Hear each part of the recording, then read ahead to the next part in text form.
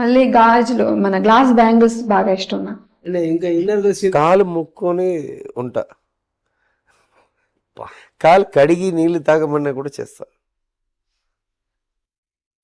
పిచ్చి ప్రేమ నాకు. హీరోయిన్ కళ్యాణి గారు మలయాళం సినిమాల్లో చైల్డ్ ఆర్టిస్ట్ గా ఎంట్రీ ఇచ్చారు.